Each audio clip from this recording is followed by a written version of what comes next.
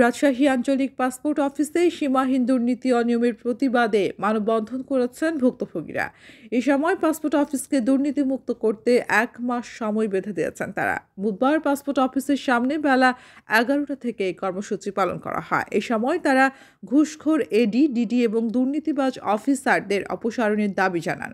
বক্তারা বলেন, বৈষম্য বিরোধী আন্দোলনের মাধ্যমে সরকারি অনেক অফিসে ঘুষ দুর্নীতি বন্ধ হলেও রাজশাহী পাসপোর্ট অফিসে এখনও ঘুষ ছাড়া কোনো ফাইল নড়ে না।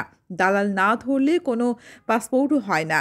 নানা অজুহাতে হয়রানি করা হয়, মানুষকে জিম্মি করে অর্থ আদায় করা হয়। এর পেছনে পাসপোর্ট অফিসের চক্র জড়িত।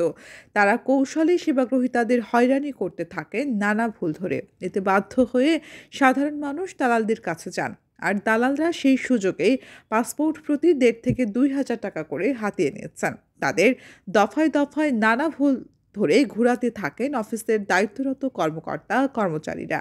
এমনকি সাধারণ সেবাগ্রহীতাদের সঙ্গে অসদাচরণও করা হয় হরহামেশা। এতে ক্ষুব্ধ হয়ে এবং অফিসের উপপরিচালকের অপসারণের দাবিতে রাজশাহীর নাগরিকরা রাস্তায় নেমেছেন বলেও জানান তারা। দুপুরে নগরীর শালবাগান এলাকায় অবস্থিত পাসপোর্ট অফিসের উপপরিচালকের কক্ষে দলবল নিয়ে প্রবেশ করেন ভুক্তভোগী জনতারা এবং পাসপোর্ট অফিসের বিভিন্ন অনিয়ম দুর্নীতির কথা তারা তুলে ধরেন।